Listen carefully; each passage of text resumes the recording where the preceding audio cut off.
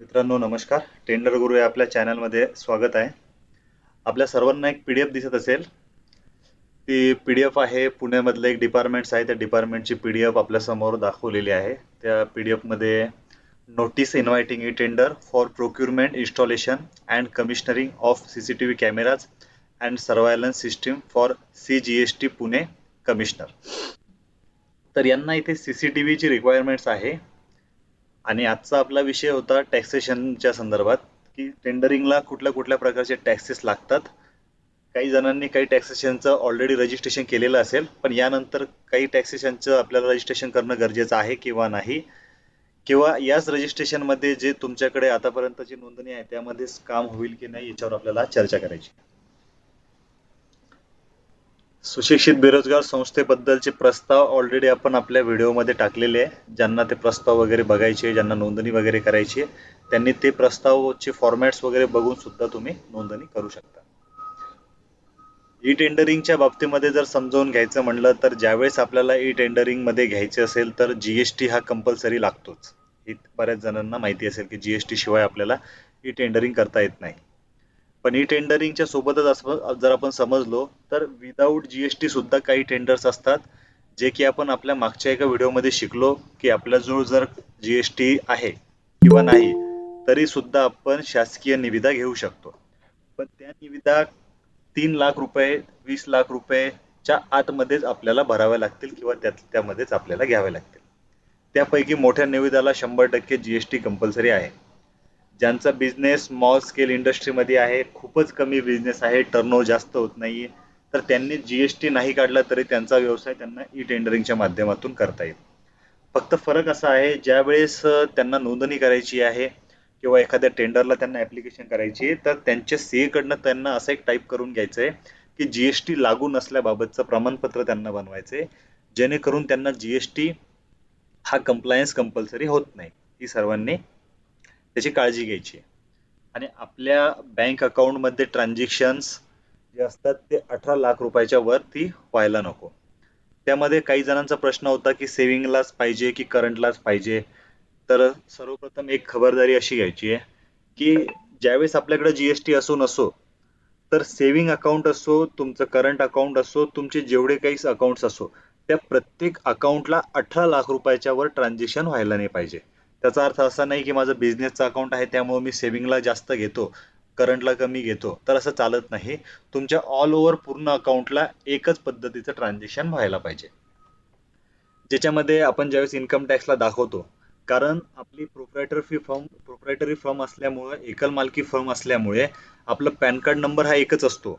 आपण बँकेमध्ये पण आपलंच पॅन कार्ड देतो आणि करंट अकाउंटला सुद्धा आपलंच पॅन कार्ड देतो. त्यामुळं असं त्याच्यातून समजायचं नाही की करंट अकाउंटला वेगळं आणि सेव्हिंग अकाउंटला वेगळं. तर ऑल ओव्हर सर्व अकाउंटचं ट्रान्झॅक्शन तुमचं 18 लाख रुपयाच्या आतच पाहिजे. त्याच्यापेक्षा जास्त जर ट्रान्झॅक्शन असेल तर तुम्ही GST काढलेला असो किंवा नसं नाही जरी काढला तरी काही दिवसानंतर तुम्हाला GST ची नोटीस येईल आणि त्या दिवशीपासून तुमच्या अकाउंटला जेवढे ट्रान्झॅक्शन झालेले त्या तेवढ्या ट्रान्झॅक्शनवर तुम्हाला GST भरावा लागतो. GSTच्या नंतर आपल्याला माहिती नसेल की अजून सुद्धा काही टॅक्सेशन असतात, की टेंडरिंग मध्ये जर आपल्याला लॉंग टर्म करिअर करायचे असेल तर अजून काही टॅक्सेस असतात. तर ते टॅक्सेस कुठले असतात तर ते त्यापैकी एक टॅक्स तुम्हाला सांगतो. तुमच्या समोर अगोदर मी एक महावेळची साईट ओपन केली होती, ती साईट्स एकदा पुन्हा तुम्हाला दाखवतो. त्या साईट मध्ये PTEC आणि PTRC हा एक टॅक्स आहे की जो प्रत्येक व्यावसायिकाला भरावा लागतो. जेणेकरून काही महसूल विभागाच्या जर काही निविदा असल्या तर त्या निविदेला या पद्धतीचा टॅक्स हा कंपल्सरी केलेला आहे आणि तो टॅक्स त्यांना भरावाच लागतो. तो टॅक्स भरल्यानंतरच आपण त्यांना ऍप्लिकेबल होतो. तर सर्वप्रथम आपण त्याच्या साईट्सवर आलेलो आहे. महाबॅटची साईट्स आहे, त्यामध्ये प्रोफेशनल टॅक्स PTEC वगैरे याचा मी तुम्हाला माहिती दिलेली आहे, ती माहिती तुम्ही बघा. तुम्हाला जर याची नोंदणी करायची असेल, PTEC टॅक्स काय आहे, कुणाला माहिती आहे टॅक्सेस बद्दल, तर आज आपण ही डिटेलमध्ये माहिती शिकू. जेणेकरून एक व्यावसायिक, एक प्रॉपर शासकीय ठेकेदार, एक प्रॉपर प्रायव्हेट लिमिटेड मध्ये काम करणारा व्यक्ती कसा आपल्या टेंडरिंग मध्ये करिअर करेल त्याची पहिली पायरी असते टॅक्सेशन. जोपर्यंत तुम्ही कुठल्याही प्रकारचे टॅक्सेशन क्लिअर करत नाही तोपर्यंत तुमचं सिव्हिल, व्यावसायिक सिव्हिल चांगलं बनत नाही. जेणेकरून तुम्हाला लोन वगैरे मिळवायचे असले, कुठे सबसिडी असेल, तुम्हाला CMEGP ची एखादी योजना असेल, क्लस्टरची योजना असेल, त्याचा जर तुम्हाला पुरेपूर बेनिफिट घ्यायचा असेल तर सर्वप्रथम आपल्याला टॅक्सेशन मधून जावं लागतं. कुठलेही शासकीय नोंदणी करायची असेल तर जेमतेम सर्व नोंदणी शासनाच्या फ्री ऑफ कॉस्ट दिलेल्या आहे आणि फ्री ऑफ कॉस्ट आपल्याला कुठल्याही पद्धतीच्या ज्या काही निविदा आहे किंवा ज्या काही योजना आहे आपण त्याला अप्लाय करू शकतो, तिथून ते आपल्याला मिळू शकतात. पण ज्यावेळेस आपण नोंदणी करायला जातो तर बऱ्यापैकी फ्री मध्ये असल्यामुळं आपण कुठलेही डॉक्युमेंट देतो, डॉक्युमेंट मध्ये नेचर ऑफ बिझनेस चुकवतो आणि डिस्क्रिप्शन वगैरे चुकवतो आणि काहीतरी रजिस्ट्रेशन करतो. मग ज्यावेळेस आपण टेंडरिंगला ऍप्लिकेशन करतो तर बऱ्यापैकी आपल्याला अडचणींचा सामना करावा लागतो. त्यामुळे आपल्याला खबरदारी घ्यायची आहे की ज्यावेळेस पण आपण एखादी नोंदणी करू, साधं शॉपॅक लायसन असो किंवा MSME असो, उद्यमचं रजिस्ट्रेशन असो, PTSC असो, वॅट असो, जे काही टॅक्सेशन असेल तर पूर्णपणे अगोदर त्या गोष्टीबद्दल आपण सर्वजणांनी समजावून घ्यायचं की हे आपल्याला ऍप्लिकेबल आहे की नाही. आपण बरेच जण अजून इम्पोर्ट एक्सपोर्टचा कोड काढतात, तर तो आपल्याला गरजेचा आहे की नाही, त्याचे कंप्लायन्स काय असतात, भविष्यात त्याला आपल्याला कुठल्या पद्धतीचे त्याला अडचणीला सामना करावा लागतो का, तर याची अगोदर आपण शहानिशा करायची. जीएसटीच्या बाबतीमध्ये सर्वांनी एक गोष्ट लक्षात घ्यायची, ज्यावेळेस आपण जीएसटीचे रजिस्ट्रेशन करतो त्यावेळेस जीएसटीला प्रत्येक महिन्याच्या 20 तारखेला आपल्याला IT रिटर्न, तिथला जो टॅक्स आहे तो फॉर्म GSTR 3B भरावा लागतो. त्या रिलेटेड IT रिटर्नचा रोल काय असतो तोही तुम्हाला सांगतो. तर GSTR 3B हा प्रत्येक महिन्याला भरावा लागतो. ज्यांनी फक्त रजिस्ट्रेशन आतापर्यंत जीएसटीचं रजिस्ट्रेशन केलं आणि GSTR 3B भरला नाही तर त्याला पर डे ₹50 पेनल्टी लागते, जे की जास्तीत जास्त ₹5,000 तुम्हाला महिन्याला भरावी लागते. तुम्हाला असं वाटणार की रजिस्ट्रेशन केलं नाही भरलं तरी चालेल, माझा आता टर्नओव्हर झालेला नाहीये तर मी रिटर्न कशाला भरायचा, तर असं नाही. तुमचा टर्नओव्हर झालेला असो किंवा नसो तरी तुम्ही नील रिटर्न फाईल करणं गरजेचं असतं, जेणेकरून तुम्हाला पेनल्टी वाचेल, जास्तीत जास्त पेनल्टी तुम्हाला लागणार नाही. जीएसटीला दोन महत्वाचे कंप्लायन्स आहे, एक आहे GSTR 1 आणि दुसरा आहे GSTR 3B. जे की GSTR 1 मध्ये आपल्याला आपला पूर्ण सेल वगैरे दाखवावा लागतो आणि सेल जो असतो तो सेल सोबत जेवढा काही तुमचा GSTR 1 मध्ये जेवढा तुमचा 3 महिन्यामध्ये जेवढा सेल झालेला आहे तो पूर्णपणे पुटअप केल्यानंतर तुम्हाला GSTR 3B फाईल करावा लागतो. हा प्रत्येक महिन्याला तुम्हाला कंपल्सरी फाईल करावा लागतो. आता त्याची लिमिट्स वाढलेली, ज्यांचा टर्नओव्हर करोडोमध्ये आहे त्यांना अॅन्युअल मध्ये सुद्धा फाईल करू शकता, म्हणजे अॅन्युअल 9C मध्ये सुद्धा फाईल होतं आणि त्यांना एक 3 महिन्याच्या गॅपमध्ये सुद्धा आपण भरू शकतो. तो तुमच्या टर्नओव्हर वरती गोष्ट डिपेंड आहे. तुमचा टर्नओव्हर ज्या पद्धतीने असेल त्या पद्धतीनेच तुम्हाला तो रिटर्न फाईल करावा लागतो. तर सर्वप्रथम जीएसटीचे कंप्लायन्स लक्षात ठेवायचे आहे. ज्यांनी नोंदणी केलेली आहे किंवा ज्यांना नोंदणी करायची आहे त्यांनी GSTR 3B वेळेत फाईल करायचा आणि ज्यांनी आतापर्यंत जीएसटी नोंदणी केली नाही त्यांच्यासाठी सुद्धा हा विषय आहे. ज्यांना करायचे त्यांनी हा विषय लक्षात ठेवायचा की प्रत्येक महिन्याच्या 20 तारखेला आपला रिटर्न फाईलच व्हायला पाहिजे. ज्यांनी नोंदणी केली पण त्यांना आता असं बघायचंय की आता मला पेनल्टी किती लागलेली आहे ते मला बघायचं आहे, कोणी माहिती देत नाही, प्रॉपर गोष्ट लक्षात येत नाही, तर त्यांना डेस्कटॉपला एक वेबसाईट शो करतो.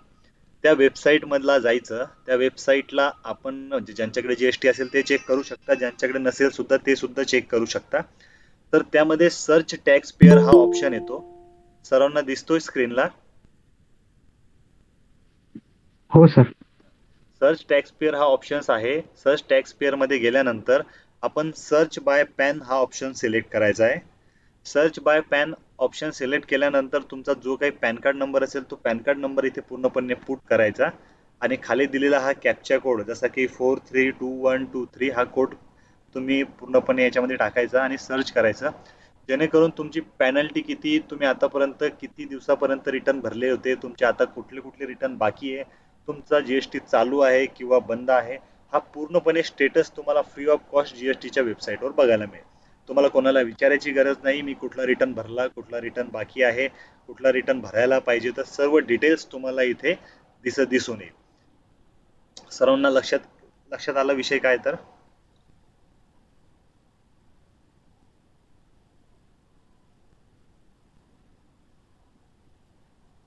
सर्वांना विषय समजला? हो sir. Yes sir, yes sir. तर जीएसटी ज्यांनी काढलेला आहे त्यांनी हा विषय इथं स्टेटस चेक करायचा. सर्वप्रथम सर्वात महत्वाचा कंप्लायन्स तर मी सांगितला की जीएसटी हा सर्वात मोठा कंप्लायन्स आहे की ई टेंडरिंगच्या माध्यमातून ज्यावेळेस आपल्याला काही गोष्टी शिकायच्या आहे तर आपल्याला जीएसटी हा कंपल्सरी आहे.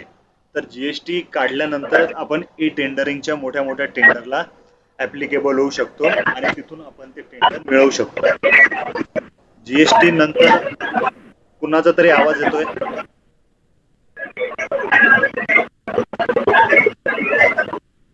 जीएसटी नंतर अतिमहत्वाचा कंप्लायन्स येतो, जो की प्रत्येक व्यावसायिकाला काढणं गरजेचं आहे, पण बरेच जण तो तो सर्टिफिकेटला काढत नाही. त्या सर्टिफिकेटचे काय महत्व आहे बऱ्याच जणांना माहिती नाही.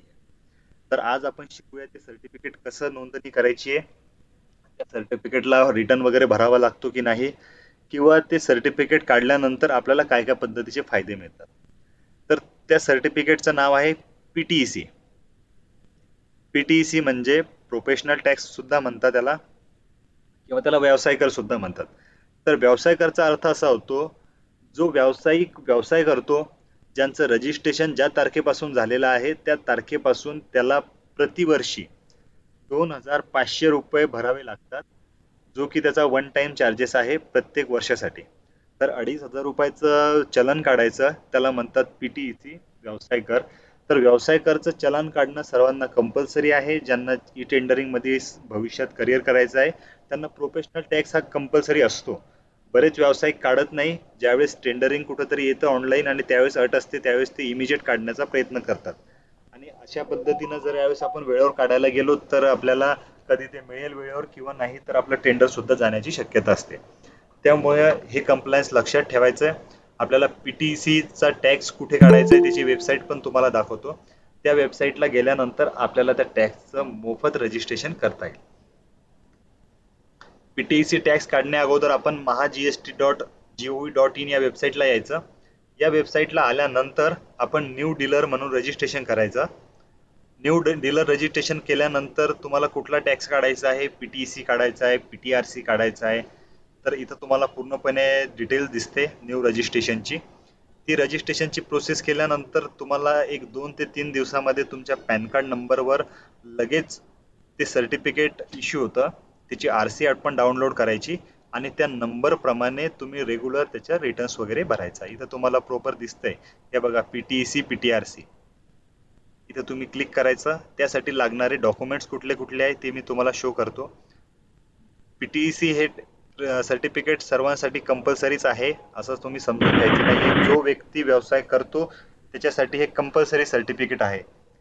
ज्यावेळेस एखादं टेंडर येईल, मॅन पॉवरचं असेल, एखादं सप्लायचं असेल, कलेक्टर ऑफिसचं टेंडर असेल, किंवा एखाद्या मोठ्या डिपार्टमेंटचं टेंडर असेल, सेंट्रल गव्हर्नमेंटचं टेंडर असेल, तर त्यांना पीटीईसी हे कंपल्सरी आहे. पीटीसी काढल्याशिवाय तुम्ही कुठल्याही टेंडरला क्वालिफाय शक्यतो होत नाही. काही टेंडरला लागत नाही, पण भविष्यात हे हे डॉक्युमेंट्स लागतायच, हे कंपल्सरी आहे आणि हे काढायलाच पाहिजे. तर पीटीसी कसं काढायचं ऑलरेडी मी तुम्हाला डेस्कटॉपला दाखवलं, ज्याच्यामध्ये तुम्हाला डॉक्युमेंट लागतात, फोटोग्राफ, सिग्नेचर, त्यानंतर scan copy of pan card आणि तुमचं ॲड्रेस प्रूफ. आणि ज्या दिवशीपासून तुमचं फर्मचं रजिस्ट्रेशन झालेलं आहे ते रजिस्ट्रेशनची कॉपी, त्यावर त्याची डेट टाकायची आहे आणि तुमचं पूर्णपणे रजिस्ट्रेशन तुम्ही तिथं पूर्ण करायचं आहे. आणि प्रतिवर्षी ज्या दिवशीपासून तुम्ही नोंदणी केली त्या नोंदणीपासून प्रत्येक वर्षी 2,500 रुपये याला भरणं कंपल्सरी आहे. एखाद्या वर्षी तुम्ही भरले आणि दुसऱ्या तिसऱ्या वर्षी नाही भरले तरी तुम्हाला त्याची पेनल्टी लागते, आणि ती पेनल्टी भरल्यानंतरच तुम्हाला पूर्णपणे त्यांच्याकडनं नो ड्यूजचं सर्टिफिकेट मिळतं. त्याला आपण म्हणतो व्यवसाय कर नसल्याबाबतचे प्रमाणपत्र. हे सुद्धा आपल्याला जीएसटी ऑफिसमधून, जे प्रोफेशनल टॅक्स ऑफिस आहे त्यांच्याकडनं तुम्हाला कलेक्ट करावं लागतं. त्यासाठी तुम्हाला तुमचे जे काही रिटर्न्स आहे ते रिटर्न्स तुम्ही आतापर्यंत किती भरले ते रिटर्न्स पूर्णपणे शो करून तुम्हाला ते भरावं लागतं. इन्कम टॅक्सचं जे आतापर्यंत जे आर्थिक वर्ष आहे ते सर्वांना माहिती असेल, 1 एप्रिल ते 31 मार्च पर्यंत. तर प्रोफेशनल टॅक्सचं सुद्धा तसंच आहे, 1 एप्रिल ते 1 मार्च पर्यंत हे व्हॅलिड असतं. प्रत्येक मार्च झाल्यानंतर आपण एप्रिलला हा ताबडतोब हा रिटर्न भरायचा आहे, त्याचे पैसे वगैरे भरायचे, आणि त्याचं चलन आपल्याला नेहमी आपल्या फाईलमध्ये ठेवून ज्या टेंडरला ते ऍप्लिकेबल होतं त्या टेंडरला त्याचं चलन लावायचं आहे. कुणाला काय अडचण? सर पीटीआरसी काढावं लागेल का पीटीईसी? दोन्ही सर्टिफिकेट वेगवेगळे आहे का एकच आहे? पीटीईसी आणि पीटीआरसी हे दोन्ही सर्टिफिकेट वेगवेगळे आहे. एका व्यावसायिकांसाठी पीटीईसी आहे आणि एखाद्या कंपनीमध्ये जे लेबर लोक असतात त्यांच्यासाठी पीटीआरसी असतो. दोन्ही चलांची अमाऊंट सारखीच असते, फक्त फरक काय समजावून घ्या. पीटीईसी सर्टिफिकेटचा कुठल्याही प्रकारचा रिटर्न भरण्याची गरज नाही. एकदा तुम्ही सर्टिफिकेट काढलं तर फक्त तुम्हाला चलन भरायची गरज आहे, त्या चलनचा कुठं रिटर्न भरायची गरज नाही. पण ज्यावेळेस तुम्ही एखादा पीटीआरसी काढता, तर पीटीआरसी हा रिटर्न एम्प्लॉयरसाठी आहे. ज्यांच्याकडे एम्प्लॉईज आहे, तर प्रत्येक प्रायव्हेट लिमिटेड कंपनीला त्यांच्या एम्प्लॉईचा रिटर्न काढावा लागतो, जो की 250 रुपये पर्यंत प्रति महिना त्यांना भरावा लागतो आणि वर्षाला ते 2500 रुपये त्यांच्या अकाउंटला भरावा लागतात. हे प्रत्येक प्रायव्हेट सेक्टरमध्ये टेस्टर जे आहे का लोक, तुमच्याकडे? ओ भैया, हे प्रायव्हेट सेक्टर तुमची मध्ये जे मशीन लोक चालू आहे काम का? करतात त्यांच्यासाठी तो विषय आहे. वायर घेऊन या. तर पीटीसी आणि पीटीआरसीचा हा फरक आहे. पीटीआरसी हा आपल्याला ऍप्लिकेबल नाही, तो एका एम्प्लॉयरला ऍप्लिकेबल आहे, ज्यांच्याकडे एम्प्लॉई आहे. त्या एम्प्लॉईसाठी जो रिटर्न फाईल करावा लागतो तो पीटीआरसी आहे. पीटीसी आणि पीटीआरसी मधला फरक असा आहे, पीटीसी ला रिटर्न भरायची गरज नाही आणि पीटीआरसी ला रिटर्न भरायची गरज आहे. समजलं? Okay sir.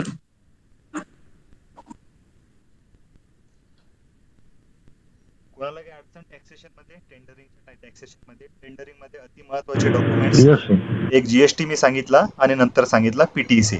पीटीसी बद्दल आतापर्यंत कुणालाच काही माहिती नाही आणि या अगोदर पण आपल्या सेशन मध्ये आपण कधी त्याचा विचार केला नव्हता, पण यानंतर लक्षात ठेवायचा हा विषय अति महत्वाचा आहे आणि तो कंपल्सरी लागतोच. त्या हिशोबानेच आपण समोरची प्लॅनिंग करायची आहे. याचं सर्टिफिकेशन पूर्णपणे फ्री आहे, कोणाला पैसे वगैरे द्यायची गरज नाही. डायरेक्टली या वेबसाईटला जायचं, इथून तुम्ही रजिस्ट्रेशनला ऍप्लिकेबल करायचं, तुमचे प्रॉपर डॉक्युमेंट्स वगैरे अपलोड करायचे. एक 2 ते 3 दिवसाच्या आतमध्ये तुम्हाला लगेच सर्टिफिकेट इश्यू होईल. एक आरसी इश्यू होते, त्या आरसी वर एक नंबर असतो आणि त्या नंबरलाच तुम्ही समोर फॉलो करून त्याचे प्रॉपर रिटर्न्स भरायचे आणि ते रिटर्न्स आपल्या ई टेंडरिंगला तुम्हाला जिथं जिथे ऍप्लिकेबल वाटेल ते तुम्ही ते रिटर्न्स यूज करायचे. कुणाला काही अडचण जीएसटी आणि रिटर्न्स बद्दल?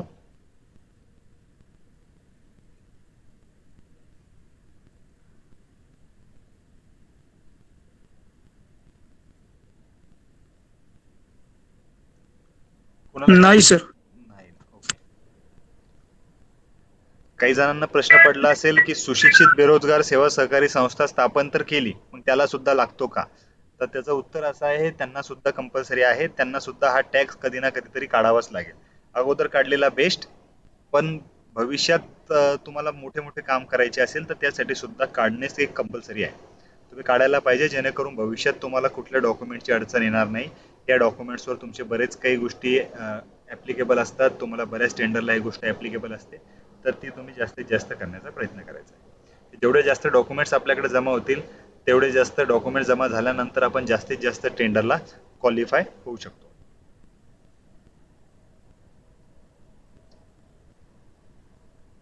त्यानंतरचा कंप्लायन्स आहे ईपीएफ आणि ईएसआय.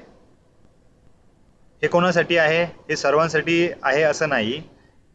ईपीएफ आणि ईएसआय हा विषय आहे की ज्यांना हा विषय ऍप्लिकेबल आहे, ज्यांना 5 लेबरपेक्षा जास्त लेबर्स ज्यांच्या फर्मला जॉईन आहे, ज्यांना पीएफ ईएसआय हे कंप्लायन्स ऍप्लिकेबल होतात, त्यांच्यासाठीच हे कंप्लायन्स आहे. तुमच्या समोर एक पोर्टल दिसत असेल, श्रम सुविधा, one stop shop for labour law compliance. तर ज्यांना ईपीएफ ईएसआय ऍप्लिकेबल असतो, एखाद्याची सुशिक्षित अभियंत्याची फर्म आहे आणि त्यांच्याकडे ऑलरेडी काही लेबर्स काम करत असतील, त्या लेबर्सला पुरवठा करत असतील, एखाद्या सिक्युरिटी गार्ड सप्लाय करत असाल, एखाद्या ठिकाणी आपण हाऊसकीपिंगचे काम करत असो, किंवा एखाद्या ठिकाणी असं एखादी कंपनी आहे की ज्यांना 10 लोकांच्या वरच काम केलं जाते आणि त्यांच्याकडे 10 लोक कामालाच असतात नेहमीसाठी, तर त्यांना ईपीएफ आणि ईएसआय हे रजिस्ट्रेशन ऍप्लिकेबल होतं आणि ते त्यांनी काढायलाच पाहिजे. हे रजिस्ट्रेशन जर वेबसाईटला जर तुम्ही गेले आणि प्रॉपर जर डिटेल्स फाईल केल्या, तर हे रजिस्ट्रेशन सुद्धा फ्री ऑफ कॉस्ट आहे. ज्यांना ईपीएफच गरजेचं आहे त्यांनी ईपीएफच काढायचं आणि ज्यांना ईएसआय गरजेचं आहे त्यांनी ईएसआय काढायचं. वेबसाईटला ऑलरेडी 2 ऑप्शन्स येतात, ईपीएफ ईएसआय कॉम्बो म्हणून सुद्धा रजिस्ट्रेशन करू शकता आणि ईपीएफ स्पेशली आणि ईएसआय स्पेशली सुद्धा काढू शकतो आपण. तर हे एक महत्वाचं कंप्लायन्स आहे, पण शक्यतो एक कंप्लायन्स ज्यांची मॅन पॉवरची फर्म आहे, की जे मनुष्यबळ पुरवठा करतात, त्यांच्यासाठीच ही फर्म, जे कंप्लायन्स आहे त्यांच्याच फर्मला शक्यतो ऍप्लिकेबल होतं. नॉर्मली प्रोप्रायटरशिप वगैरे यांना ते ऍप्लिकेबल होत नाही. ज्यांच्याकडे 5-10 पेक्षा जास्त कामगार आहे, नॉन स्किल असो की स्किल लेबर असो, सर्वांना सुद्धा हे ऍप्लिकेबल होतं. तर ही गोष्ट लक्षात ठेवायची. जर तुमच्याकडे 5 पेक्षा जास्त जर लोक कामाला नसतील तर तुम्हाला हे काढण्याची गरज नाही. पण 5 पेक्षा जर कदाचित जास्त असतील किंवा काही टेंडर्सला तुम्हाला ही गोष्ट मागितल्या जाईल तर या गोष्टीला टेंडरच्या बाबतीमध्ये जर पकडलं तर तुम्हाला कुठल्याही प्रकारचं एक्झेप्शन मिळत नाही. हे डॉक्युमेंट द्यावंच लागतं. त्यामुळे EPF ESI हे सर्टिफिकेट 5 लेबर लोकांच्यावर तुम्हाला काढायचं आहे. ज्या लोकांना नगरपालिकेचे टेंडर भरण्यामध्ये जास्त इंटरेस्ट असतो त्यांच्यासाठी महत्वाची सूचना, त्यांना हे सर्व डिपार्टमेंटमध्ये कंपल्सरी आहे. नगरपालिकेमध्ये जे व्यक्ती टेंडर भरू इच्छितो किंवा ज्यांना टेंडर भरायची आहे तर त्यांनी सरळ सरळ समजावून घ्या, हे डॉक्युमेंट्स तुम्हाला 100% लागणार. कारण महाराष्ट्र सरकारने असं एक एक्सटेन्शन जाहीर केलेलं आहे, कोरिकंडम जाहीर केलेलं आहे.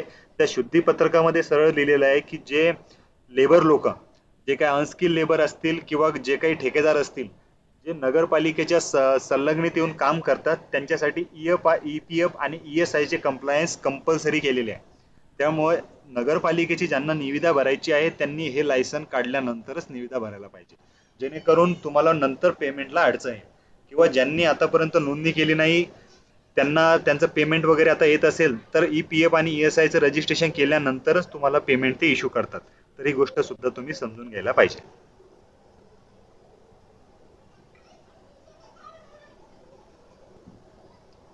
कुणाचे काही प्रश्न आहे EPF ESI बद्दल?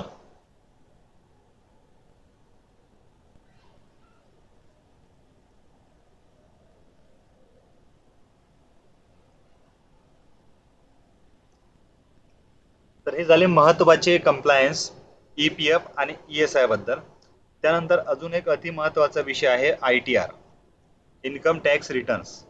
हे तर सर्वांना माहिती आहे की इन्कम टॅक्स रिटर्न आपण जोपर्यंत फाईल करत नाही तोपर्यंत टेंडरची आपण कुठल्याच गोष्टीला आपण ऍप्लिकेबल होत नाही.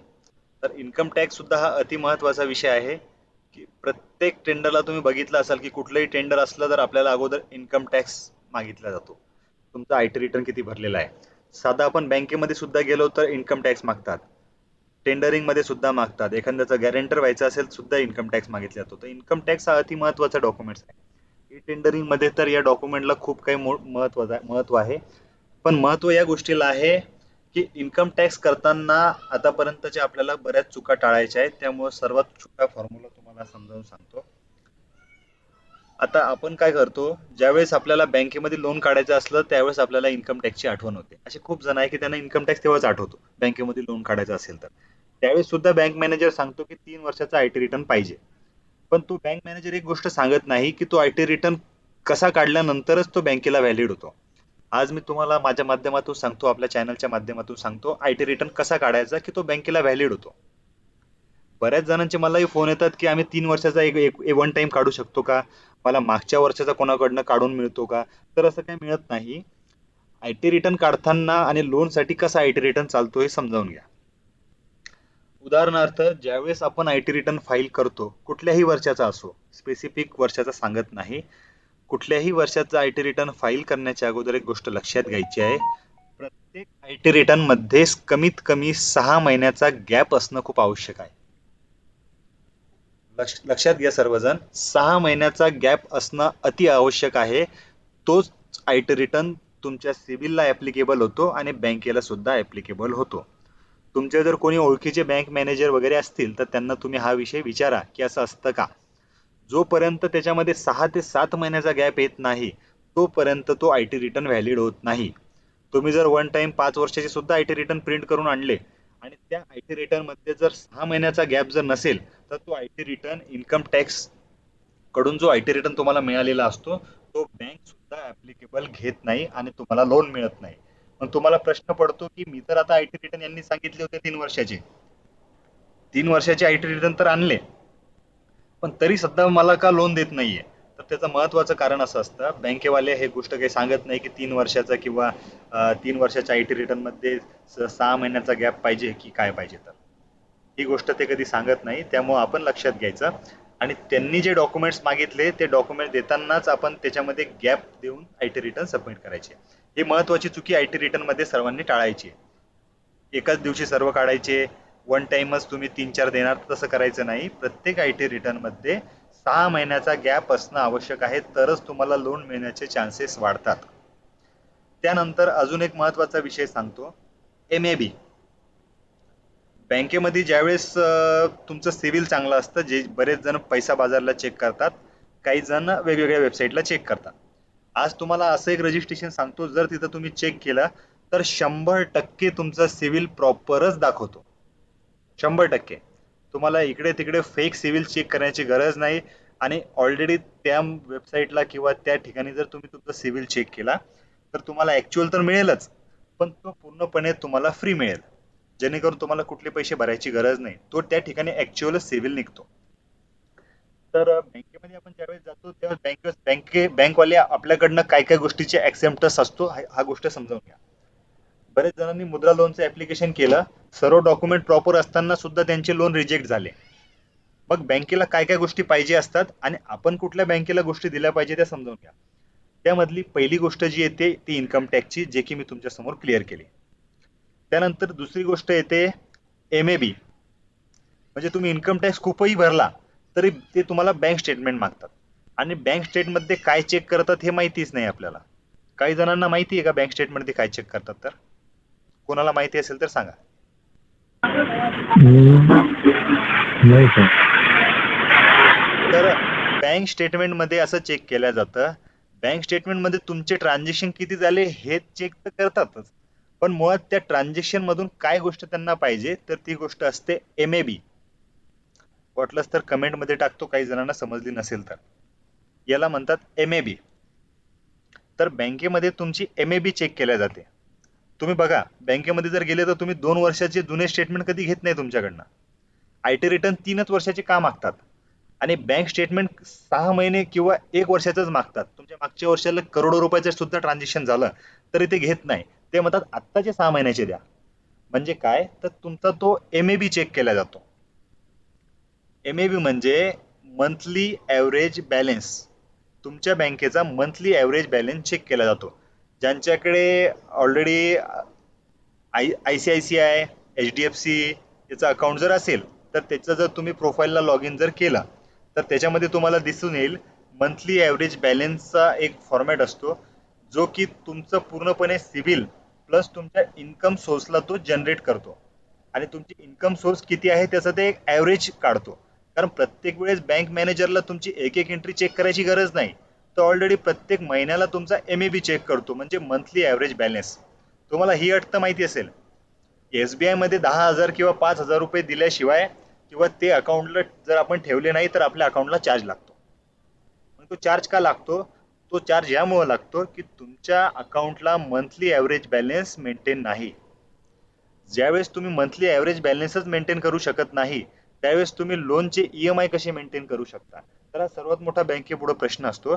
त्यामुळे ज्यांना आता यापुढे लोनला ऍप्लिकेशन करायची आहे तर त्यांनी सर्वात महत्त्वाचा विषय लक्षात घ्यायचा आहे की बँकेचं आपलं 6 महिन्यामध्ये तरी मंथली ॲव्हरेज बॅलन्स मेंटेनच राहायला पाहिजे.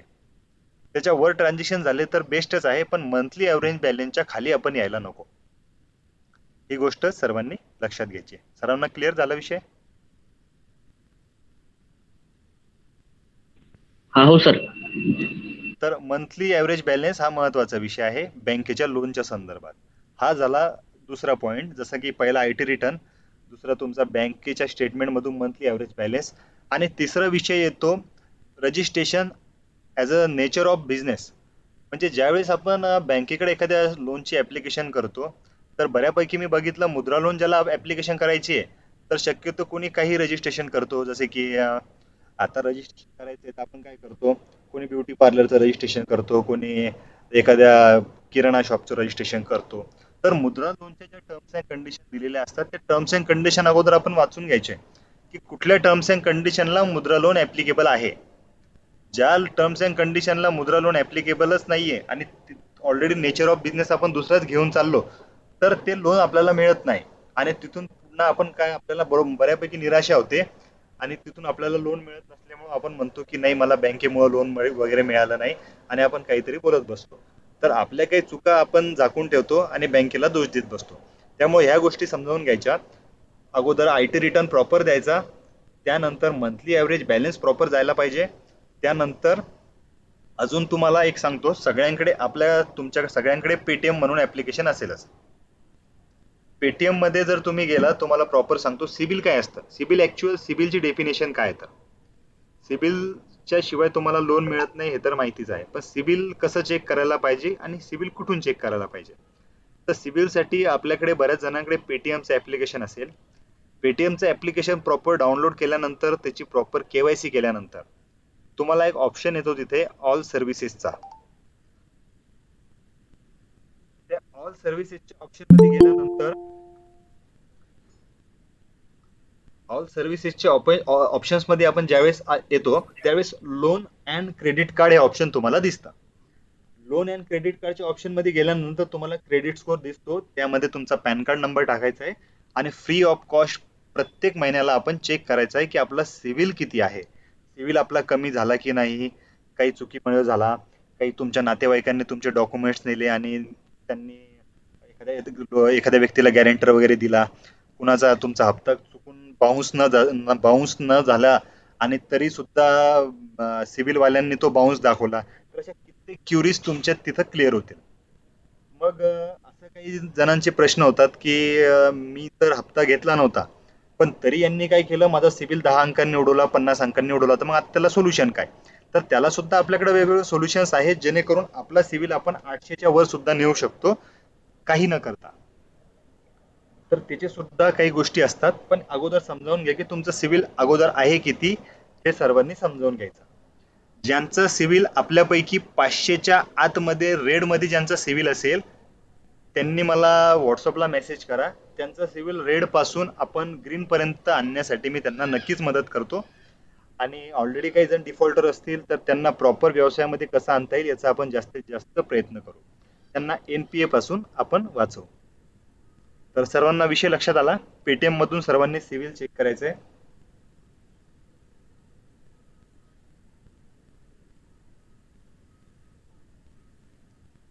कुणाचा काही प्रश्न आहे सिव्हिल बद्दल?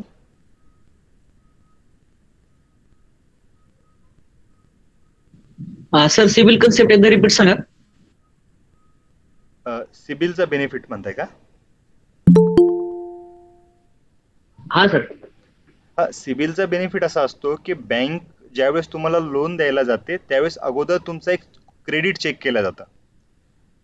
तर तुमचं क्रेडिट जे आहे, तुमच्या पॅन कार्डवर काही प्रायव्हेट एजन्सी असतात की ज्यांना बँकेसोबत त्या टायअप असतात, त्याच्यासोबत एक्सपिरियन असतील, सिबिल असतील, या कंपन्या तुमचा पूर्णपणे डेटा त्यांच्याकडे स्टोर्ड असतो की तुम्ही आतापर्यंत फायनान्शियल कसे कसे तुम्ही तुमचा जो काही क्रायटेरिया आहे तो फायनान्शियल तुम्ही वीक आहेत की नाही, तुम्ही कुणाकडनं लोन घेतलं का नाही. प्रत्येक वेळेस बँकेला हे चेक करणं पॉसिबल नाही. बँकेला जर गेलं तर बँक सिबिल तुमचं चेक करण्यासाठी किंवा तुमची पर्सनल इन्फॉर्मेशन काढण्यासाठी बँकेला खूप काही गोष्टीचा उशीर लागतो किंवा ते शक्यही नाही. आता तुम्ही बघितलं असेल, आपण एखादी 2 व्हीलर 4 व्हीलर घ्यायला जर गेलो तर इमिजिएट तुमचं लोन पास होतं. काही जणांचं सिबिल चांगलं असेल तर मग ते लोन कसं काय पास होतं एवढ्या लवकर, तर त्याचं कारण असं असतं की तुमचं सिबिल चेक केलं जातं आणि तुमचं सिबिल प्रॉपर असल्यामुळे लगेच तुम्हाला क्रेडिट लिमिट दिल्या जाते आणि लगेच तुमचं लोन पास केलं जातं. म्हणून सर्वांनी या पुढं, आता या अगोदर जर कोणाला माहिती नसेल तर हरकत नाही, पण यानंतर सर्वांनी आपल्या सिबिलची खबरदारी घ्यायची आहे. मी तर तुम्हाला हक्कानं सांगतो की कुणी कोणाला गॅरेंटर म्हणून आपले डॉक्युमेंट द्यायचेच नाही. उदाहरण, तुमच्यापैकी एखाद्या व्यक्तीने जर एखाद्या व्यक्तीला डॉक्युमेंट दिले, फ्लॅटसाठी असो किंवा व्यवसायासाठी असो, आणि त्यांनी 5 लाख रुपयाचं लोन घेतलं, तर सरळ सरळ असं समजून घ्या ते 5 लाख रुपयाचं लोन तुमच्या नावावर सुद्धा पडतं. म्हणजे त्या व्यक्तीने लोन भरो नाही भरो त्याच्याशी काही घेणं देणं नाहीये. 5 लाख रुपये त्याला सुद्धा त्याच्या सिव्हिलला सुद्धा 5 लाख दिसेल आणि तुमच्या सिव्हिलला सुद्धा 5 लाख ते लोन दाखवेल. जोपर्यंत ती व्यक्ती लोन भरत नाही तोपर्यंत ते लोन तुमच्या अकाउंटला शो होतं. हे फक्त सिव्हिलच्या माध्यमातून समजलं जातं. एखाद्याने बँकेचा हप्ता बाउन्स केला किंवा एखाद्याची गाडी पकडून नेली किंवा अजून काही असेल तर ते तुमच्या सिव्हिलला पूर्णपणे त्याच्या एंट्री असतात. तुम्ही ज्या ज्या ठिकाणी लोनला ऍप्लिकेशन केलं त्या प्रत्येक ठिकाणची डिटेल्स ही सिव्हिल पर्यंत ऑटोमॅटिक पोहोचली जाते. कारण तुमचा पॅन कार्ड नंबर हा युनिक असतो, त्यामुळे त्या पॅन कार्ड नंबरवर ऑलरेडी तुमची डिटेल पूर्णपणे त्यांच्याकडे पोस्ट केल्या जाते. ज्यावेळेस आपण नवीन नवीन एखाद्या बँकेला ऍप्लिकेशन देतो तर ते म्हणतात थांबा, तुम्ही 2 ते 3 दिवसानंतर किंवा 24 घंट्यानंतर आम्ही तुम्हाला कळू लोन देतो का नाही तर, किंवा तुम्हाला लोन मिळेल की नाही तर. तर बँक काय करते, बँक तुमचं सिबिल चेक करण्यासाठी टाइम पिरियड घेते आणि तुमचं सिबिल चेक केल्यानंतरच तुम्हाला ते अपडेट देतात की तुमचं लोन पास होते किंवा नाही. तर आलं लक्षात? हा सर. तर सिबिल हा असा महत्वाचा विषय आहे की तो शेवटी टेंडरिंगच्या सोबत सुद्धा असा विषय येतो की ज्यावेळेस एखादं टेंडर तुम्हाला मिळालं जातं त्यावेळेस टेंडरला आपल्याला कुठून ना कुठून तरी फायनान्स उपलब्ध करावा लागतो आणि शासनामार्फत आता असं प्रोव्हिजन आलेलं आहे की एखाद्या व्यक्तीने एखादं टेंडर घेतलं, पण टेंडर घेतलं, स्कीम वाईज टेंडर घेतलं, मग त्या व्यक्तीला फायनान्स कोण करेल? तर एखाद्या व्यक्तीला जर टेंडर मिळालं तर शासन त्याला फायनान्स करण्याची सुद्धा शासनाकडे आता नवीन प्रोव्हिजन आलेलं आहे. तुम्हाला आता फायनान्स पण मिळेल, पण मग तुमचं जर सिव्हिल जर खराब असेल तर तुम्हाला शासनाकडनं फायनान्स मिळणार नाही. त्यामुळं आत्ताच तयारी करून घ्यायची आपल्याला आणि आपला फायनान्स घेण्यासाठी आपण आपल्याला स्वतःला पूर्णपणे रेडी करायचं आहे, जेणेकरून कुठल्याही प्रकारचं लोन, कुठल्याही प्रकारचे छोटे मोठे कंप्लायन्स ऑटोमॅटिकली आपल्याला मिळायला पाहिजे आणि प्रॉपर आपलं सिव्हिल कसं मेंटेन करता येईल याची आपल्याला दक्षता घ्यायची आहे.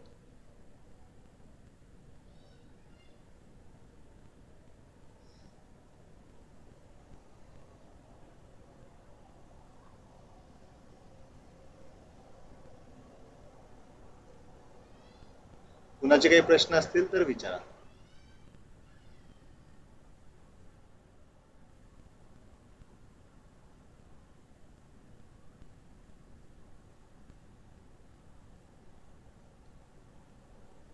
आणि प्युअर सिबिल जर कुणाला पाहिजे असेल तर 800 किंवा 700च्या वर ज्या व्यक्तीचं सिबिल जर दाखवत असेल, मी तुम्हाला जे आता सांगितलं त्या पद्धतीनं आपल्याला सिबिल चेक करायचं आहे.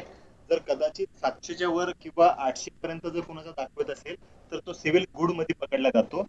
तर अपेक्षा करा की तुमचा सिबिल 700च्या वरच निघायला पाहिजे, जेणेकरून तुम्हाला 10 ते 15 लाख रुपयापर्यंत लोन 100% मिळू शकते. त्यामुळे सिबिल हा विषय अति महत्वाचा आहे. प्रॉपर सर्वांनी आपलं सिबिल चेक करायलाच पाहिजे. प्रत्येक महिन्याला चेक करू शकता किंवा 3 महिन्यानंतर सुद्धा चेक करू शकता. सर्वांना विषय झाला क्लिअर?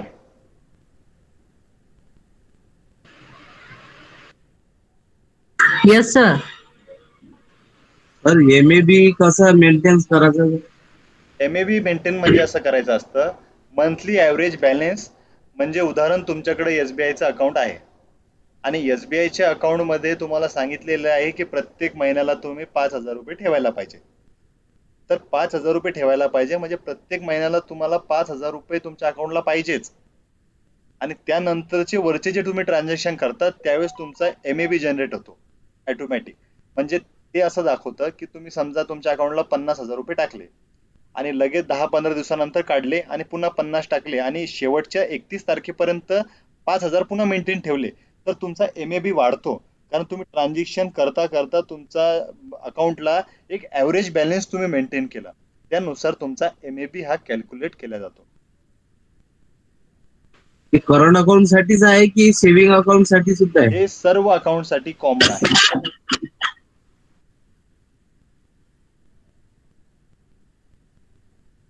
हे सर्व अकाउंट साठी कॉमन आहे.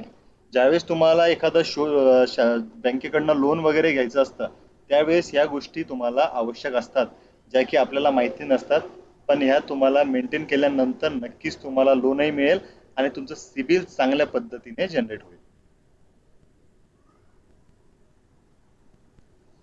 तुम्हाला डेस्कटॉपला एक वेबसाईट दाखवतोय मी, बघा त्यानुसार MAB कॅल्क्युलेट केला जातो.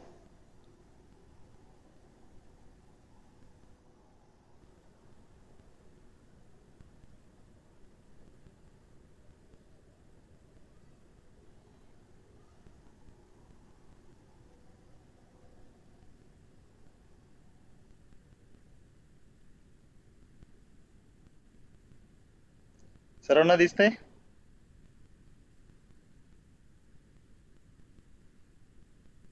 हो सर.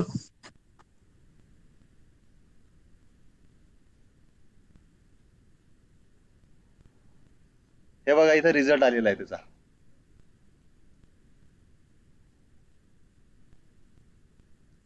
सर्वांना दिसतोय हा विषय? MAB काय असतो बघा, त्याचं कॅल्क्युलेटर कसं चालतं.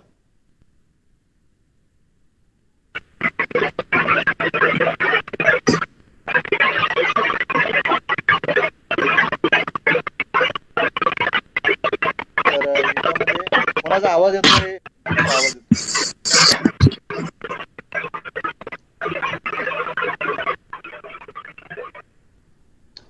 याच्यामध्ये मंथली ॲव्हरेज बॅलन्समध्ये समजा तुमचा सेव्हिंग रेग्युलर अकाउंट असेल तर त्या अकाउंटमध्ये त्यांची लिमिट आहे की तुम्ही 5,000 रुपये प्रत्येक महिन्याला मेंटेन करायला पाहिजे. आणि 5,000 रुपये मेंटेन करता करता कधी कधी काय होतं 6 तारखेला तुमच्या अकाउंटला आले समजा 50,000 रुपये आणि 15 तारखेला तुमच्या अकाउंटला समजा किती पैसे आले 50,000 रुपये आले उदाहरण. ज्यावेळेस तुम्ही ते कॅल्क्युलेट केला जातो बँकेमध्ये तर तुमचा MAB इथं दिसतो. जे ॲव्हरेज बॅलन्समध्ये तुमचे 50,000 पकडले जातात आणि average monthly balance you must maintain for rest 1,897. तर अशा हिशोबातून आपला MAB हा कॅल्क्युलेट केला जातो. आपला व्हिडिओ संपल्यानंतर प्रत्येकजण आपला MAB चेक करू शकतो. जर तुमच्याकडे इंटरनेट बँकिंग जर असेल तर इंटरनेट बँकिंगमध्ये सुद्धा तुमचा प्रत्येक महिन्याचा MAB तुम्हाला लगेच दिसतो. तर ह्या गोष्टीची आपण खबरदारी घ्यायला पाहिजे जेणेकरून ई टेंडरिंगच्या माध्यमातून आपल्याला शासनाकडनं जे जे लोन्स वगैरे मिळतात त्याचा आपल्याला जास्तीत जास्त फायदा घेता आला पाहिजे. आपल्या टेलिग्राम चॅनलवर आणि व्हॉट्सअपच्या चॅनलवर ऑलरेडी मी काही निविदा दिलेल्या आहे. त्या निविदा सर्वजणांनी बघायच्या जेणेकरून त्या निविदेला कुठल्याही प्रकारची डॉक्युमेंटची गरज नाही. एक मिनिमम डॉक्युमेंट्समध्ये तुम्ही त्या निविदेला ॲप्लिकेशन करू शकता आणि त्याला डॉक्युमेंटची गरज नसल्यामुळे तुम्हाला लगेच एक्सपिरियन्स मिळण्याचे चान्सेस वाढतात आणि जास्त एक्सपिरियन्स मिळाल्यानंतर आपल्याला शासकीय टेंडर्स घ्यायला बऱ्यापैकी सोयीस्कर होतं. तर सर्वांनी हा विषय सुद्धा लक्षात घ्यायचा आहे. कालच्या एका व्हिडिओमध्ये आपण असं सांगितलं होतं मजूर सेवा सहकारी संस्था नोंदणीबाबत बऱ्याच जणांना आपण ऑलरेडी माहिती दिली आणि एक सर्वात महत्त्वाची आनंदाची बातमी तर अशी आहे भंडारा जिल्ह्यामधील कुणी जर असतील आपल्या व्हिडिओमध्ये तर भंडारा जिल्ह्यामध्ये मजूर सहकारी संस्था नोंदणीसाठी परवानगी मिळते.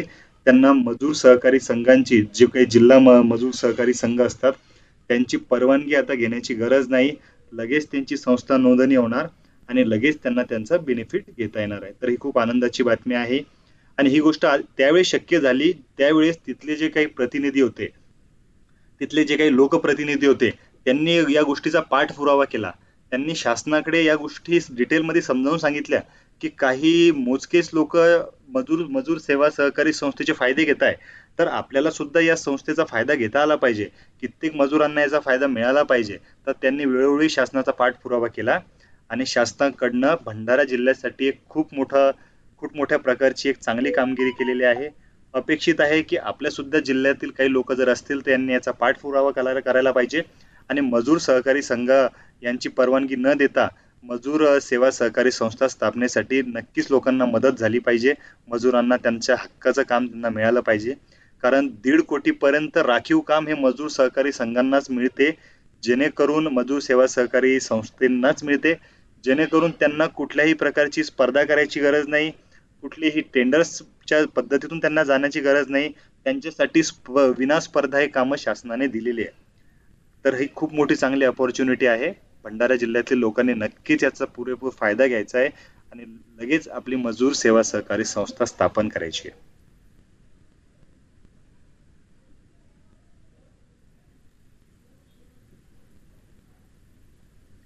कुणाला काही अडचणी असतील तर विचारू शकता.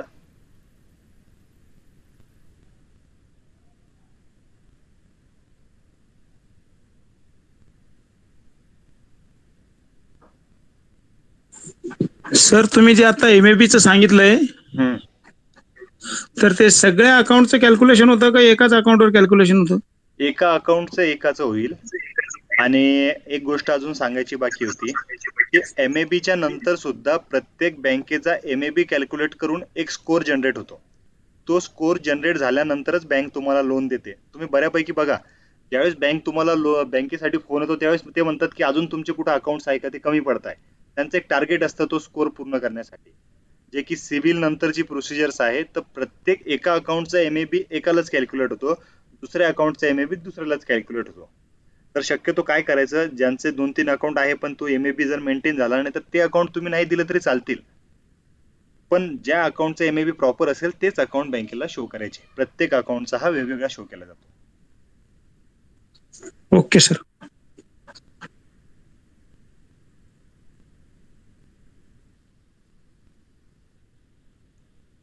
अफसर खान कुठून आहे?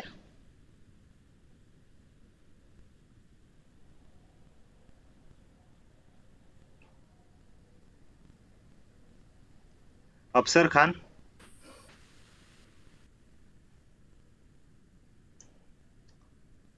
त्यांना आवाज पोहोचत नाहीये. दुसरे जण कोणी प्रश्न असेल तर विचारा. तर आपल्या ट्रान्झॅक्शन नुसारच एमएबी निघते ना? ट्रान्झॅक्शन नाही, तुमच्या बँक चेकच्या अकाउंट मध्ये जेवढे पैसे मेंटेन आहे, म्हणजे मेंटेनचा अर्थ असा होतो की तेवढे पैसे तुमच्या अकाउंट मध्ये आहे, त्यानुसार तो कॅल्क्युलेट केला जातो. तुम्ही आपलं सेशन संपल्यानंतर तुमचं 1 महिन्याचं स्टेटमेंट प्रिंट करायचं. समजा आता कुठला महिना संपला, एप्रिल, तर 1 एप्रिल ते 31 पर्यंत तुम्ही स्टेटमेंट प्रिंट करा. त्याच्यामध्ये लिहिलेलं असतं बघा MAB, तुमचा MAB किती आहे. तर तो MABच खूप अतिमहत्वाचा असतो. आणि तो 1 महिन्याचा मी म्हणत नाही, जेणेकरून 6 महिन्यातील प्रत्येक महिन्याचा MAB चेक करून तुमचा एक प्रॉपर स्कोर काढला जातो आणि त्या स्कोरवर लगेच तुमच्या लोनची लिमिट ठरवली जाते. तुम्हाला 5 लाख द्यायचंय की 2 लाख द्यायचंय. तर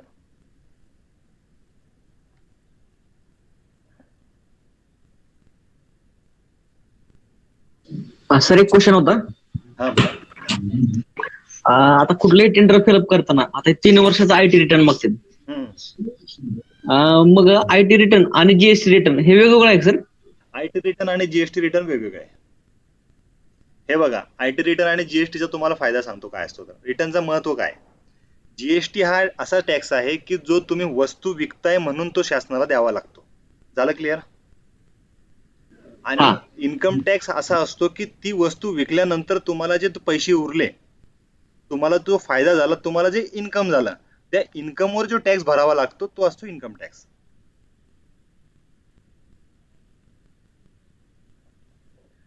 आणि त्याची लिमिट अशी असते की 5 लाख रुपयाच्या वर जर तुमचं इन्कम झालं असेल तर तुम्हाला इन्कम टॅक्स हा भरावा लागतो. आणि 5 लाख रुपयाच्या आतमध्ये असेल तर तुम्हाला नील भरले तरी तुमचं चालेल, तुम्हाला असं काही विशेष टॅक्स भरावा लागत नाही. पण शक्यतो इन्कम टॅक्स भरलेला कधीही चांगला. इन्कम टॅक्स भरल्यानंतर तुम्हाला खूप काही गोष्टीचा बेनिफिट मिळतो. त्यामुळे इन्कम टॅक्स आणि जीएसटी रिटर्न हे वेगवेगळे. फक्त याच्यातून एक महत्वाची गोष्ट समजा, इन्कम टॅक्स हा वर्षाला एकदाच भरावा लागतो, जे की जीएसटी प्रत्येक महिन्याला भरावा लागतो. हा महत्वाचा फरक आहे दोन्ही मधला. हा ओके सर. हॅलो. हा बोला. हा सर, उद्यमला लागतो का काही रिटर्न वगैरे किंवा काही फी? नाही, उद्यम हा वन टाइमच आहे. उद्यमला असे काही चार्जेस वगैरे लागत नाही. आणि उद्यम सर्टिफिकेटला रिटर्न सुद्धा भरायची गरज नाही. एकदा रजिस्ट्रेशन केलं, जसं शॉपॅक लायसनचं आपण रजिस्ट्रेशन करतो, पण शॉपॅक लायसनला विशिष्ट कालावधी असतो. जसं की तुम्ही 10 लेबरच्या वर जर शॉपॅक लायसन रजिस्ट्रेशन केलं तर 1 वर्ष, 2 वर्ष, 5 वर्ष त्याची लिमिट असते. तसं उद्यमला रजिस्ट्रेशनला कुठलीही लिमिट नाही. लाईफ टाइम साठी त्या लायसनवर आपण भविष्यात कामं करू शकतो. बरं, त्याला ESI वगैरे काही लागू नये? नाही, ESI कधी लागू आहे, ज्यांना 5 ते 10 लेबर लोकांच्या वर ज्यांच्याकडे ते लेबर काम करतात, स्किल असो की अनस्किल असो, त्यांनाच ते EPF आणि ESI भरणं गरजेचं असतं. अच्छा, याला असं कंपल्सरी नाहीये. ते तुमचे जे काही तुमचं नेचर ऑफ बिझनेस आहे त्यावर ते डिपेंड आहे. सर, सुशिक्षित बेरोजगार संस्थेमध्ये जे सदस्य आहेत त्यांना आयटी रिटर्न काढावं लागेल का? त्यांना ज्यावेळेस इन्कम होईल त्यावेळेस त्यांना आयटी रिटर्न काढावे लागेल. सरळ सरळ असं समजून घ्या की जोपर्यंत आपल्याला इन्कम होत नाही तोपर्यंत आपल्याला आयटी रिटर्न काढायची गरज नाही.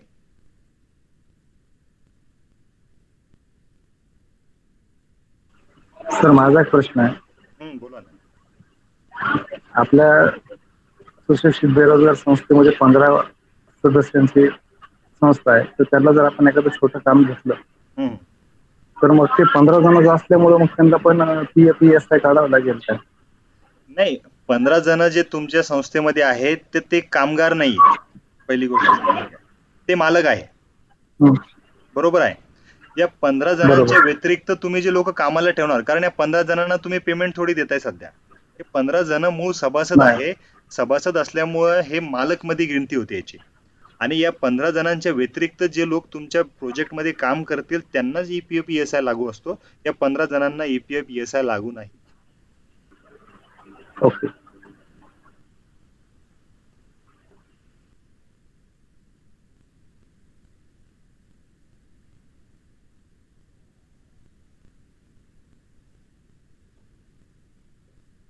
तर महत्त्वाचा विषय समजला सर्वांना. EPF आणि ESI हा कुठं लागू असतो, तर हा संस्थेच्या बाबतीमध्ये तिथे लागू नाही. फक्त जिथं लेबर लोकांचं काहीतरी काम असेल, जिथं कॉस्टिंगमध्ये लेबर्स वगैरे लागतील त्यांनाच हा ॲप्लिकेबल असतो. बाकीच्यांना याची रिटर्न्स वगैरे भरायची गरज नाही. आणि ज्यांना नगरपालिका महानगरपालिकामध्ये काम करायचं आहे त्यांना हे कंपल्सरी आहे. EPF ESI शिवाय तुम्हाला कुठल्याही प्रकारचं तिथून तुम्हाला बिलिंग वगैरे मिळणार नाही. जर EPF ESIचं कंप्लायन्स जर तुमच्याकडनं होत असेल पूर्ण, तरच तुम्ही पूर्णपणे टेंडरला पार्टिसिपेट करायचे अथवा टेंडरला पार्टिसिपेट करायचं नाही. ही गोष्ट सुद्धा सर्वांनी लक्षात घ्यायची.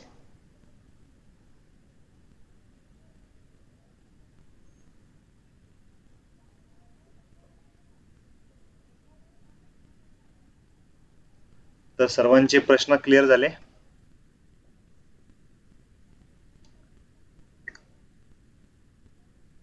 आपल्यापैकीच एक प्रश्न आला होता टेंडरच्या बाबतीमध्ये. नाशिकचं जे टेंडर्स मला जे आत्ता व्हॉट्सअपला आलं होतं, तर मुळात ते टेंडर वन टाइम ते टेंडर होतं. त्यामुळं असं सांगता येणार नाही की ते पूर्ण वर्षासाठी आहे किंवा काय आहे. पण जर 3 लाख रुपयाच्या जर ते आत काम असेल तर असं समजा की ते काम वन टाइम आहे. आणि 3 लाख रुपयाच्या वर जर ते काम असेल तर त्याचं 100% ते वार्षिक काम असतं.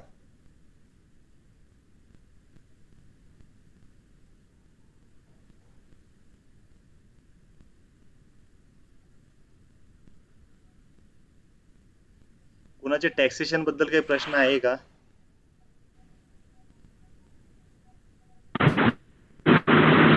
हॅलो. हा बोला. हॅलो. हा बोला बोला. हा सर, पण तिथे त्या टेंडर मध्ये क्वांटिटी मेन्शन नाही केलेली ना, त्याच्यामुळे मग ते नाही कळू शकत की नाही, क्वांटिटी आहे ना त्याच्यामध्ये.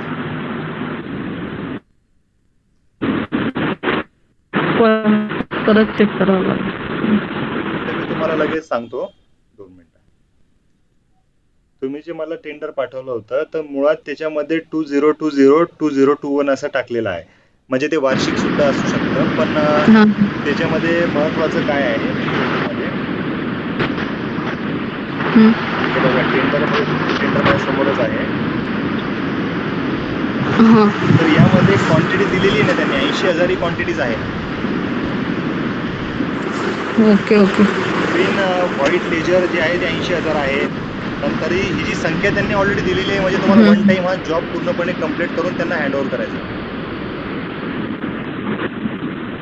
हो हो, काय दिलेली त्यांनी दिलेली. Okay sir. ओके.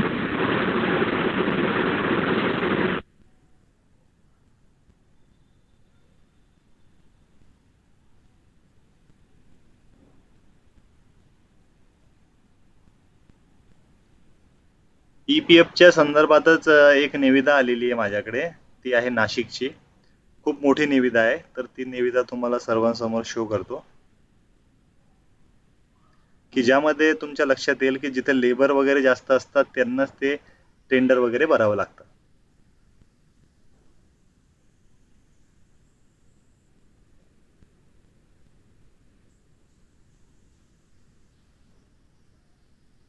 तर यांना 10वी पास झालेले मुलं पाहिजे.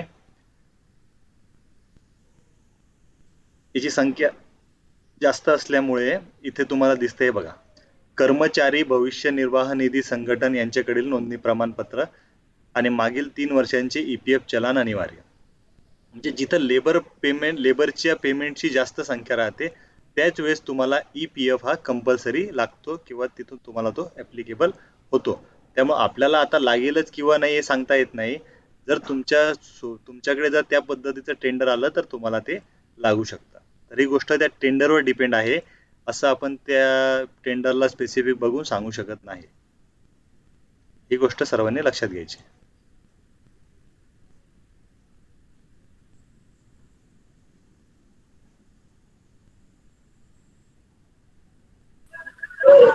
सरजी, एक प्रश्न आहे माझा. हा बोला. EPF आणि ESI हा किती संबंधित व्यक्तीला पेमेंट दिल्याच्या नंतर लागू शकतो किंवा काही जणांना लागत नाही? जसं त्याची लिमिट असेल ना, 15,000च्या पुढे जर बेसिक दिलं तर त्या लोकांचा EPF भरायची वगैरे गरज नाही, किंवा त्याच्या आत जर असेल तर त्यांना भरावं लागेल, असं काही मर्यादा असतात का त्याच्या? शक्यतो अगोदर 10,000च्या आत द्यायला सांगत होतं. पण नरेंद्र सरकारने केंद्र सरकारने अजून एक असा एक कायदा आणला होता की जे लोक स्टार्टअप करताय व्यवसायाला त्यांनी आता कुठंतरी रजिस्ट्रेशन केलं तर त्यांनी 12,000 रुपये जर त्या लेबरची पेमेंट असेल, म्हणजे सगळ्यात जास्त रोजगार शासनाला जनरेट करायचा आहे, तर शासन काय करत होतं, त्याला अर्ध कॉन्ट्रीब्युशन तुमचं आणि अर्ध कॉन्ट्रीब्युशन सरकारचं. तर अशी ती स्पेशल स्कीम होती, पण ती स्कीम फक्त 3 वर्षासाठी लागू आहे. जे काही तुम्ही म्हणताय तुम्हाला लागू आहे की नाही, मुळात ती लागू नाहीये, पण ऑलरेडी त्याला शासन फक्त एक सबसिडीच्या माध्यमातून त्याला पेमेंट करतो. बरोबर आहे सर. पण माझं एक असं म्हणणं आहे सर की संबंधित ऑल पेमेंट आपण जे देतो 12,000 किंवा 15,000, सपोज एखाद्या व्यक्तीला आपण 20,000 रुपये पेमेंट देतोय, आपण सिक्युरिटी फोर्स आपल्याकडे आहे आणि सुपरवायझर जो आहे त्याला 20,000 पेमेंट देतोय, लेबर जे सिक्युरिटी गार्ड आहे त्यांना 15,000 देतोय. तर मग ते 15,000 ज्यांना पेमेंट देतो त्यांचा EPF आपण भरतोय, बरोबर. पण ज्याला 20,000 रुपये पेमेंट देतोय त्याची पण भरण्याची गरज आहे की नाही? त्याचं बेसिक आपण 18,000 रुपये दाखवलाय. हे बघा, त्याच्यामधून 2 गोष्टी अशा येतात की काही लोक तुमच्याकडं रेग्युलर कामाला असतात, बरोबर आहे, आणि काही लोक कंत्राटी असतात की जे आता बऱ्याचपैकी असं नाहीये ना की तुम्हाला वन टाइम म्हणजे 100च लोक तुमच्याकडे राहतील असं नाहीये. जर तुमच्याकडे त्या पद्धतीचा जर कॉन्ट्रॅक्ट असेल तरच ते लोक तुम्हाला लागतीलच, बरोबर आहे. त्यासाठी तुम्हाला हे पैसे जर बघायचे असतील कोणाला किती लागतील काय लागतील, तर एक डेस्कटॉपला तुम्हाला वेबसाईट आता शो केली मी, त्या वेबसाईटला गेल्यानंतर आपण काय करायचं, तुम्ही कुठनं बोलताय? बीड मधून. बीड. तर तुमचं इथं जिल्ह्याचं नाव टाकायचं, तुमच्या जिल्ह्याचं जे काही हेड ऑफिस असेल ते हेड ऑफिसचं नाव टाकायचं. तुम्हाला औरंगाबाद असेल, बरोबर. त्यानंतर तुम्हाला दिसतंय डेस्कटॉपला? हो श्रम दिसतं सर. हा, आता इथं गेल्यानंतर तुम्ही काय करायचं, तुमच्याकडे स्किल्स आहे अनस्किल आहे इथं तुम्ही सिलेक्ट करायचं. हा, त्यानंतर तुमचे लोक कुठल्या क्षेत्रामध्ये काम करतात, तर प्रत्येक क्षेत्राचे रूल्स वेगवेगळे, प्रत्येकांना कॉमन नाहीये. जर तुम्ही स्टोन माइन वर्कर सर्च केला तर कॅप्चा कोड जर टाकला आणि इथं सर्च केला तर कुठल्या लेबरला किती पेमेंट द्यायला पाहिजे त्याचे नो मिनिमम वेजेस इथं तुम्हाला दिसतात आणि त्या वेजेस प्रमाणेच तुम्हाला पूर्णपणे पेमेंट वगैरे त्यांना करायची असते. या वेबसाईटला जाऊन तुम्ही पूर्णपणे याची डिटेलमध्ये माहिती तुम्हाला मिळून जाईल. तुम्ही ज्या क्षेत्रामधलेही सर्च करायला गेले, प्रत्येक क्षेत्राचं, प्रत्येक जिल्ह्याचं, प्रत्येक तालुक्याचं तुम्हाला सर्व गोष्टीची माहिती इथे लगेच मिळून जाईल. Okay okay sir. ही वेबसाईट तुम्हाला पाठवू सर्वांना? पाठवा चालेल. यामध्ये आहे तर शक्यतो 8,000 रुपयाच्या आत भरायची गरज पडत नाही, पण तरी तुम्ही पुन्हा एकदा त्याला क्रॉस करा, कारण तुमचे व्यक्ती, तुमचे लोक कुठल्या क्षेत्रामध्ये काम करतात हे तुम्हाला अगोदर त्यांना प्रूव्ह करायचं असतं. त्यामुळे श्रम सुविधामध्ये गेल्यानंतर नो मिनिमम वेजेस याला क्लिक करूनच तुम्ही पूर्णपणे माहिती तुम्हाला इथं लगेच मिळून जाईल. तुम्हाला प्रत्येक सेंट्रलचे, स्टेटचे किती पैसे द्यायला पाहिजे ऑलरेडी शासनाने या गोष्टी सर्व राखीव ठेवलेल्या आहे, आणि त्यांच्या पद्धतीने जर ती व्यक्ती कॅटेगरीमध्ये काम करत असेल तरच तुमच्या तिथं लक्षात येईल काय करायचं. तुम्हाला वाटलं तर वेबसाईट वगैरे मी कमेंटमध्ये टाकतो, तुम्ही नंतर त्याला बघू शकता लॉग इन करून. ओके.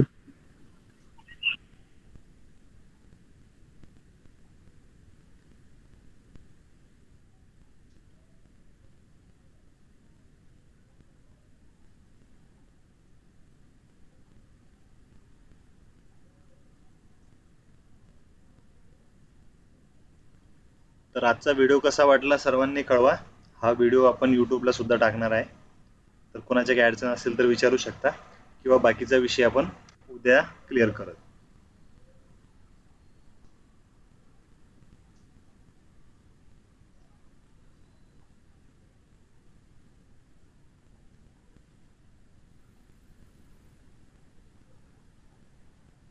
तर कुणाचे काही प्रश्न नाही आता?